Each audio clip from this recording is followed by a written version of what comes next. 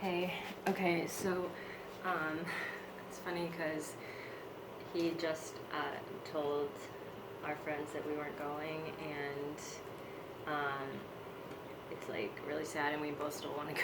So I wanted to read this this excerpt from this book. It's actually kind of like long, so I don't know like how much I can actually read. But it's from this like book of stories, and it's called um, Little Gods by Holly Black. It's like a compilation of kind of like witchy tales. And I was reading this today, and it was like such the perfect story. It was like as if I was meant to find it today. It's like so cool with the moon in the back. It's like the full moon is like uh, tomorrow or something, August 11th, which is like a huge, powerful, number and day and everything. But anyway, it's kind of cool with the moon in the back. But yeah, I want to read part of this because when I read it, it was like just the word like Aspen came in, and like that's where the wedding is and all this stuff. So it was just like as if this this story was meant to find me today, and it also just like the feeling, the sentiment of feeling like God, kitty's whining. The sentiment of like feeling like you have all this like you feel like there's like all this magic, but then you feel like kind of disappointed or let down, like in the reality of like how things play out or whatever is a big like theme in this. So I'll just start reading, and hopefully I just wanted to keep recording because there's so little space on this phone. Okay, so let's like start. But it's such a cool book. So anyway, I'll start at a place where and it's also just I was talking about the camping trip, and it's like like she goes on this trip for Beltane or something, which is like this summer solstice, like honoring that, and it's like she's going to this kind of like gathering for that, and yeah, so she's like going on this trip, and she's like young, and it just felt like it like made me think of the camping trip that I really wanted to go on. So anyway, so let's get to the part where let's see if it's recording. Okay. The white-haired lady with the circlet was standing at the center of the circle beside Bob. Given Alistair's snickering, she must be dragon song. There was a huge stone near them, draped with a white cloth and serving as an altar. It was amazing, like something out of a movie. The few torches burning at the edges of what Ellery could see made everyone look sinister and beautiful in their glow. She felt as though she was outside time, as though they were no longer in the world of van rides and fast food and homework. 4 people Ellery didn't know called the corners, hailing each in turn. The white-haired woman invoked the goddess, lighting a fat white candle that flickered ominously in the breeze. Threefold goddess, spring maiden, lady of light, come to this Beltane ritual, roll on our grass and bless our cup. Bob lit a second candle. Even though Ellery had seen him be the high priest many times, this time felt different. His deep voice boomed, horned god, sun king, lord of light, come to this Beltane ritual, roll on our grass, why can't I say that word, and bless our wand. Spirit of the trees, of the land of the rocks, rise up and dance with us. The priestess said, this Sabbath celebrates life, celebrates the approach of summer and the sweet ripeness of lust, fertility, and love. Let us welcome Beltane into our hearts and welcome the spirits to the table. The priestess took a pitcher from the altar and poured a thin stream of golden fluid into the goblet, and she poured a little onto the dirt. This liquid is a blessing of the goddess. Drink deeply and thirst no more. So mote it be, Ellery chorused with the others. The priestess put the goblet into the hand of the girl who had hailed the guardians of the watchtowers of the east. She took a sip and passed it widdershins. The priest, I've heard that word like the other day. I'm like, what is widdershins? I have to look that up. The priest lifted a plate of what looked like small pancakes. This food is the blessing of the god. Eat and be hungry no more. So mote it be, they all said together. Bob crumbled one of the pancakes in his hand and let the pieces fall into the dirt. Then the plate was passed to the persons who had called the guardians of the West. The drink, when it came to Ellery, turned out to be apple juice, and the cakes were basically the same oat cakes she'd eaten inside, only colder and harder. but both in her mouth seemed changed from their original state. The wind rose, blowing her hair in her face. The feeling that she was doing something true and real washed over her with a quiet certainty she had never felt before. Merry meet, merry part, and merry meet again. At the priestess's words, everyone relaxed into laughter and hugs. The man with the waxed mustache drank the rest of the contents of the goblet. A boy grabbed one of the torches, and people started to follow him into the wood. Ellery couldn't stop smiling. Okay. Someone lit a bonfire, and someone else had blankets to sit on. A few witches said their goodnights and headed back toward the tents. Cheryl signaled for Ellery to come over and share her spot, near several older ladies. The high priestess was one of them. "So this is your new initiate," the white-haired woman said. The heady smell of marijuana smoke floated through the grove. Ellery said, glancing toward a group of young witches passing a joint around the way they passed the apple juice. Alistair was with them, laughing. "I'm Dragon Song," the woman said. "This is my farm." "It's beautiful," Ellery told her, entirely sincerely. The woman didn't look like a seductress. She looked like someone's grandmother. Cheryl touched Ellery's hair, and we're taking good care of her. "What did you think of the ceremony?" another of the women inquired. "Beautiful," Ellery said again, before she realized that saying the same word over and over made her seem a little dazed. The women laughed. Dragonsong leaned in. "I can tell by your aura, very bright, very clear, lots of turquoise and purple energy, that you're very spiritually advanced. You've had many lives. You're destined to be an important priestess someday." Ellery smiled, but something about the words she'd longed for to hear didn't feel right. The woman seemed bored, like she'd told 100 girls the same thing and they'd all been just as flattered. It reminded her of her grandmother's friends coming over to her after church, pinching her cheeks and telling her how pretty she was going to be when she grew up. "Come dance." Ellery looked up to see Dawn spinning around the fire with the girl in the belly dancing outfit and a cute shirtless boy with bare feet and loose pants. They were whirling happily. The boy took a long pull from the green bottle and hopped, laughing. A boy came up out of the shadow, holding a milk crate full of bottles. Dawn stumbled, nearly falling into the fire. Half rising, Ellery asked Cheryl, "Who is that?" "He's our resident brewmaster, Bill." He was cute, his brown hair flopping over one eye and the muscles in his arms evident. "Chloe and Bill," Dawn had said. "It must be him." Ellery jumped up, dancing her way to Dawn to see if she was okay, just as people crowded around Bill to sample whatever he had in his bottles. "Stay," Dawn said, dragging Ellery closer to the fire and pulling her into the whirling dance. Spinning made Ellery dizzy, and the heat of the flames made her skin feel like it was glowing. A few more of the older witches started back to the tents. A girl took off her top and jumped up to dance too. She looked like a wood nymph, but it still shocked Ellery.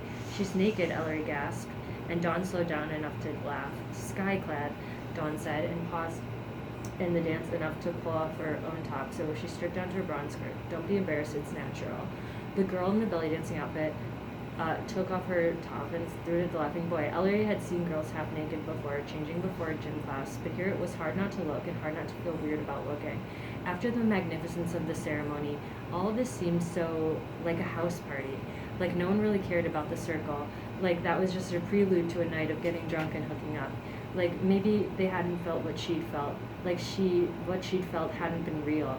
She could just picture Alistair sneering from the shadows, nursing his beer, or her parents shaking their heads at the sad people in the woods who pretended they had magic powers, who pretended that the indifferent universe stopped to listen to them. She thought of herself in the church with her grandmother, waiting for the statues to move. Ellery reeled away from the fire, the mood broken. She felt too warm and thirsty, but all she could find were random half-full bottles, most of them marked as wine or mead. Finally, she saw a water bottle abandoned on a batik blanket. She unscrewed the cap and took a sip. It turned out not to be filled with water at all. Strong alcohol filled her mouth and seared all the way down to her throat. She started coughing and couldn't seem to stop. "Are you okay?" a boy said, slapping her between the shoulder blades. "Water," she gasped. He scrambled around a bit and came around with a plastic jug of apple juice. She took a swig and finally was able to breathe again. "I'm Aspen," he said. "Ellery," you see, it's perfect. "Ellery," she told him, finally seeing him for the first time. By the flickering light of the fire, she couldn't quite tell the color of his eyes. Sometimes they seemed gold, and other times they were the color of water. He had a kind face, though, handsome too, with short dark hair and a full, soft mouth. She didn't remember him from the circle or from the kitchen. Maybe he'd gotten to the farm even later than her coven had. Maybe she was sure she would have noticed him. He was wearing an open greenish shirt with a necklace of filigreed silver leaves around his throat. He was very noticeable. Is this your first time at the farm? He asked, taking a sip from the bottle of booze and making a face as he swallowed. I think that's basically moonshine. Yeah, okay. I think that's basically moonshine, Ellery said. It's probably going to eat through the plastic, or your stomach. A poor offering, he told her, but he took another sip anyway. His voice was light and made her think of rustling leaves. But yeah, it's my first Beltane here, she said. My first anything here. I'm part of Bob and Cheryl's coven, a new initiate. And how are you finding it? She looked around and sighed. I don't know. It's not what I thought it would be. Beltane is a celebration of passion. He glanced over to people dancing around the fire, of yearning and desire. If you want something enough tonight, you might be able to have it. He probably thought that she was upset that there were naked people. She started to stand. The boy was still staring at the fire, his expression abstracted. There are special Beltane rituals. Oh, I just bet there are, she said. Smooth, cute, witch boy. He had the good grace to look embarrassed. Come on, that's not what I meant. Sit back down. I mean rituals like, well, you're supposed to wash your face with morning dew for luck, health, and beauty. And if you jump in the Beltane fire, you can make a wish. None of that's real, Ellery said. She took the bottle of moonshine out of his hands and took a drink. It burned down her throat, but this time she expected it and didn't choke. But it is the holiday of intoxication, so I am observing that. What would you wish for? I guess for there to be wishes, Ellery said, tilting her head up so that she could look at the stars instead of at his face. It felt shameful to confess. She felt tears prick the back of her eyes. She blinked twice and hoped he wouldn't notice. I wish something was listening.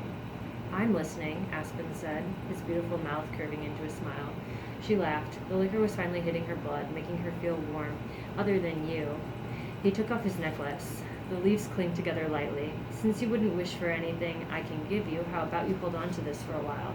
That's yours, Ellery said. I can't. Let me make my own offering, he said, clasping it around her throat. The silver leaves felt cool against her skin. You can give it back to me someday. She half turned to tell Aspen how nice he was being, even though she suspected that he wasn't being nice so much as hitting on her, when Alistair staggered up to her, one arm around a blonde-haired boy. Let's make sure it's still recording. Okay. You've been over here talking to yourself, he said drunkenly. Cheryl's worried. She thinks that you've been exposed to impure things and are hiding to protect the tattered remains of your innocence. I'm not alone, she said, whirling, but there was no brown-haired witch boy sitting next to her on the blanket. Aspen was gone. Gone like he was never a boy at all. She reached up to touch the necklace and felt the cool metal. Maybe it was made from moonlight and smoke would blow away in a moment, but then it seemed solid right there under her fingers. Ellery traced the shape of the individual leaves with awe. Well, you're not alone now, Alistair said. Will you accompany us for a walk, far away from this debauchery? We will escort you, like filthy-minded knights errant. Ellery stood up. I found some very bad booze. She glanced up towards the shadowed trees.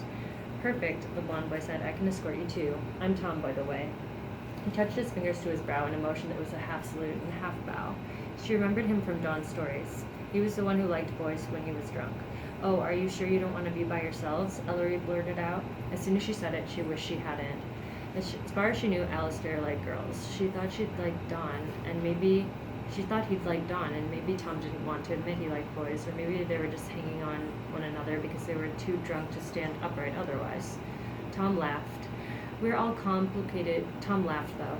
We're all complicated creatures, Alistair said, pulling her to her feet. He was smiling too, with complicated desires.